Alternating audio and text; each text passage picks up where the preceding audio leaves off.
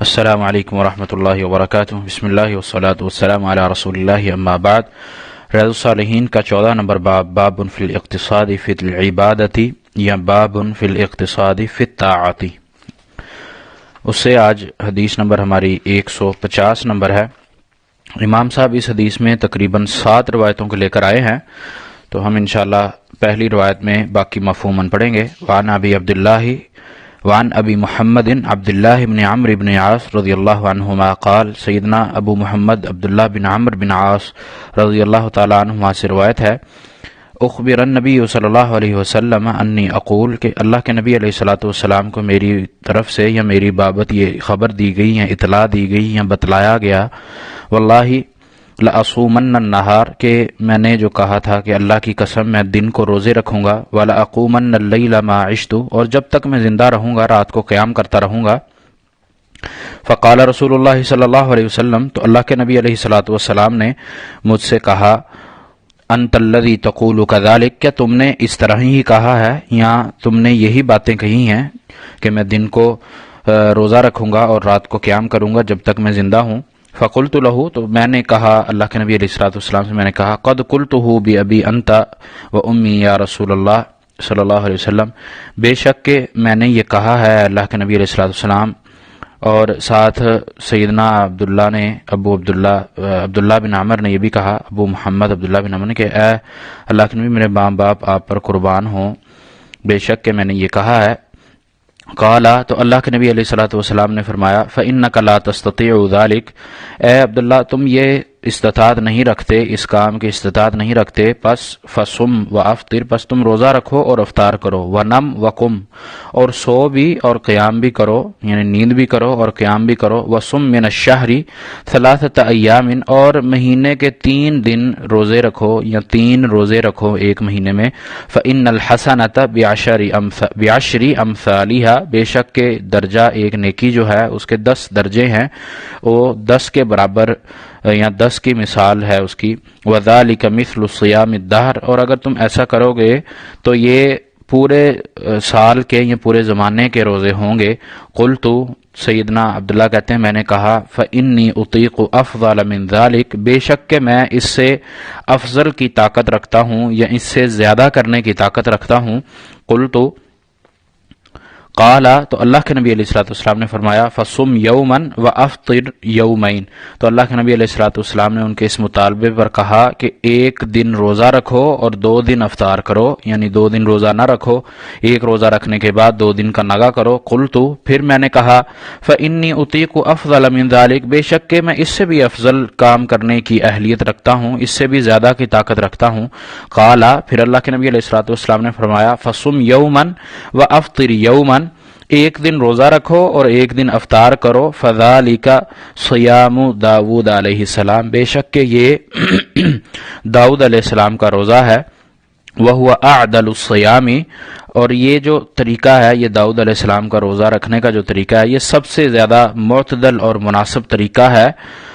فقلت، میں نے کہا، فإنی اطیق افضل من ذلک، بے شک کہ میں اس سے بھی زیادہ کی طاقت رکھتا ہوں۔ فقال رسول اللہ صلی اللہ علیہ وسلم، لا افضل من ذلک، تو اللہ کے نبی علیہ الصلوۃ والسلام نے فرمایا کہ اس کام سے افضل کوئی چیز نہیں ہے، اس سے افضل کچھ نہیں ہے۔ وَلِأَنَّ أَكُونَ قَبِلْتُ الثَّلَاثَةَ الْأَيَّامِ الَّتِي قَالَ رسول اللہ صلی اللہ علیہ وسلم، پھر سیدنا عبداللہ رضی اللہ عنہ کہتے ہیں کہ میں نبی علیہ الصلوۃ والسلام کے یہ 3 دن روزہ رکھنے کی جو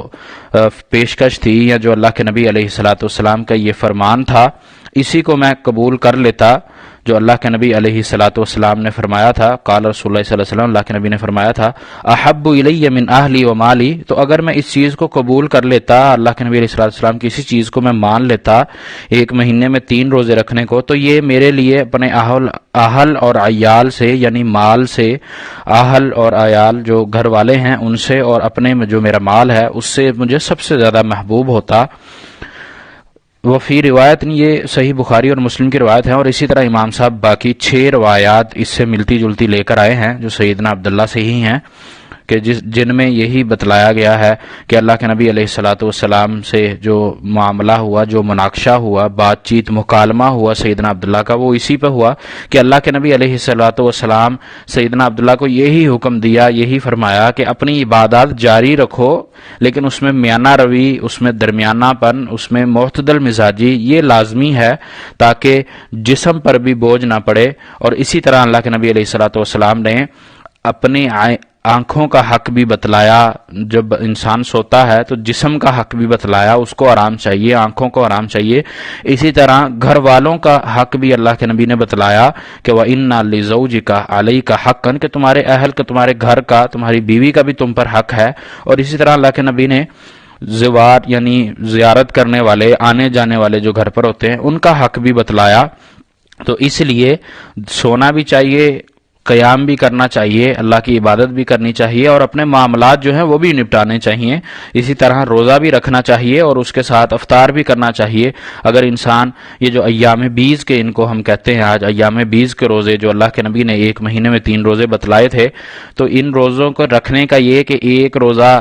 انسان کو جب 10 نیکیاں اس کے بدلے 10 درجات جو بلند کر کے دیے جاتے ہیں، یا 10 کے بدلے وہ اس کا بدلہ دیا جاتا ہے، تو وہ ایک روزہ 10 دن کے برابر ہو گیا، اور دوسرا روزہ اگلے 10 اور تیسرا روزہ اگلے 10، تو ایک مہینے کے روزے اس کے ان 3 روزوں کے رکھنے سے بن جاتے ہیں۔ یعنی 3 دن کا وہ روزے رکھے تو وہ پورے مہینے کے روزے رکھ لیتا ہے۔ تو اس طرح وہ اگر ہر مہینے کرتا ہے تو اس کے ایسے ہی ہے جیسے اس نے اپنی پوری زندگی روزے رکھے ہیں،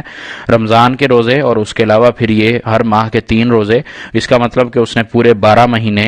ہر ماہ اس نے روزے رکھے۔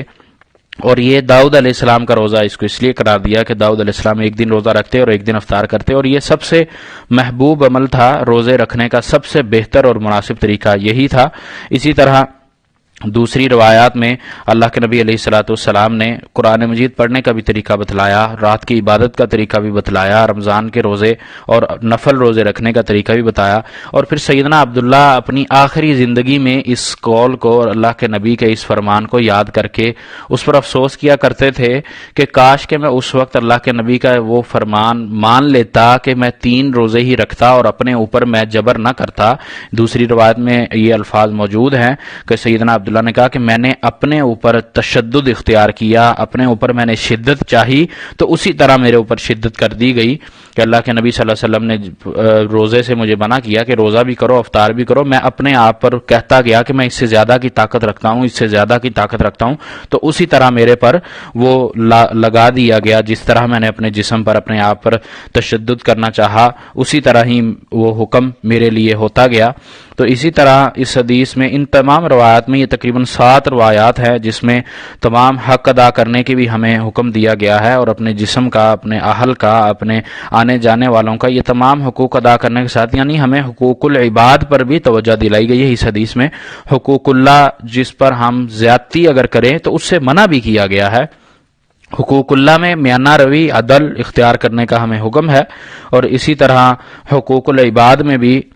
ان کو بھی ادا کرنے کا ہمیں حکم دیا گیا ہے۔ اور ایک روایت میں انہی ایک روایات میں ایک کے الفاظ ہیں کہ انکحنی ابی امراتن ذات حسب، کہ میرے والد نے، یہ سیدنا عبداللہ ہی کہتے ہیں کہ میرے والد نے ایک خاندانی خاتون سے میرا نکاح کروا دیا تھا، یعنی ان کی جو بہو انہوں نے اپنی بنائی وہ ایک خاندان سے تھی، تو میں اس سے بھی دور رہتا، اس کے پاس نہ جاتا، اس کا حق بھی ادا نہ کرتا، تو رات کو میں قیام کرتا رہتا۔ تو کچھ عرصہ گزرنے کے بعد یہ سوال کیا اس سے، یعنی میرے والد نے اس سے پوچھا کہ کیا معاملات ہیں عبداللہ کے تمہارے ساتھ، تو انہوں نے، یعنی ان کی بہو نے سیدنا عبداللہ کے بارے میں یہ کہا کہ وہ ان کا معاملہ اس طرح ہے کہ وہ آدمی تو اچھے ہیں لیکن انہوں نے ہمارا کبھی بستر نہیں روندا، یعنی ہماری طرف کبھی نہیں آئے، اور نہ ہی ہمارے پردے والی چیز کو ٹٹولا، یعنی جو ایک میاں بیوی کا تعلق ہوتا ہے وہ اس طرف آئے ہی نہیں، بلکہ اور اس چیز کو لمبا عرصہ گزر گیا۔ پھر یہی چیز نبی صلی اللہ علیہ وسلم سے بھی ذکر کی تو آپ علیہ الصلوۃ والسلام نے بھی اس سے منع فرمایا، اور یہ کہا کہ یہ روزے اور جو نماز ہے اتنی لمبی روزے رکھنا اور اتنا لمبا قیام کرنا یہ درست نہیں ہے، بلکہ تمام حق جو انسان پر اللہ تعالیٰ نے لاگو کیے ہیں ان کا ادا کرنا ضروری ہے۔ اور اسی طرح اس حدیث سے جو ہمیں ایک چیز اور مل رہی ہے وہ یہ کہ جہاں صحابہ کرام رضوان اللہ علیہم اجمعین کا زہد، تقوی، ان کا شوق عبادت تھا، وہاں نبی صلی اللہ علیہ وسلم کی تعلیمات اور ان کی ہدایت کا بھی ذکر ہے، اور اس میں عدل کرنا، اعتدال رکھنا، میانہ روی اختیار کرنا، دین اور دنیا دونوں کو لے کر چلنا، اس کا ہمیں حکم مل رہا ہے۔ اور چیز کہ صحابیات کی عفت، ان کی عصمت، ان کی شرم و حیا کا بھی نمونہ ہے کہ وہ اپنے خاوند کی بے رغبتی کو بھی برداشت کیا کرتی تھی، اور اب جب ان سے کوئی پوچھا جاتا تو بڑے اچھے انداز سے، مہذب انداز سے اپنے خاوند کی وہ برائیوں کو نہ بیان کرتی تھیں، بلکہ اچھے انداز سے وہ بات کرتی اور اس کو شکوہ، جو شکایت جو ہوتی تھی اس کو وہ بتا دیتی تھی۔ اسی حدیث سے ایک چیز اور جو ہمیں ملتی ہے وہ یہ کہ گھر کا جو سربراہ ہے، بڑا ہے، اس کو اپنے گھر پر نظر رکھنی چاہیے، اپنی اولاد کے معاملات دیکھنے چاہیے کہ اولاد کیا کرتی ہے، کیا وہ حقوق اللہ ادا کر رہی ہے، حقوق العباد ادا کر رہی ہے یا نہیں، کیونکہ وہ اپنے گھر کا سربراہ ہونے کی وجہ سے وہ مسئول ہے، اور اس مسئولیت کے بابت اس سے سوال کیا جائے گا۔ تو یہ بھی ہمیں اس حدیث سے درس ملتا ہے۔ تو امام نووی رحمہ اللہ ایک حدیث میں 7 روایت کو جمع کرتے ہیں، جو کہ تمام روایات صحیح بخاری اور مسلم کی ہیں، اگرچہ کہ ان سب کے ہی الفاظ مختلف ہیں۔ ہم اپنا درس لمبا ہونے کی وجہ سے ان کو اختصار کیا ہے جتنا ہو سکا۔ اللہ تعالیٰ سے دعا ہے کہ اللہ تعالیٰ ہمیں صحیح عمل کی توفیق عطا فرمائے، اور ہمیں بھی وہ عبادت کرنے کی توفیق دے جس عبادت کو اللہ کے نبی علیہ الصلوۃ والسلام نے بتلایا ہے، جس کا حکم دیا ہے، اور اس کا اجر ہمیں بھی عشرۃ امثالھا، یعنی 10 گنا بڑھ کر ہمیں اس کا اجر ملے۔ اللہ تعالیٰ سے دعا ہے کہ اللہ تعالیٰ ہمارے ہر چھوٹے عمل کو اپنی بارگاہ میں قبول فرمائے، اور ہمارا ہر چھوٹے سے چھوٹا جو عمل ہے اس کو زیادہ بڑھا چڑھا کر دگنا کر کے ہمیں اس کا اجر دے، اس کا صلہ دے، اور ہمارے آخرت میں درجات کو بلند کرے اور ہماری بخشش فرما دے، اور ہمارے اعلیٰ درجہ جو جنت کا درجہ ہے، جنت الفردوس ہے، اس میں ہمیں مقام عطا فرمائے۔ وما توفیقی الا باللہ علیہ توکلت و الیہ انیب۔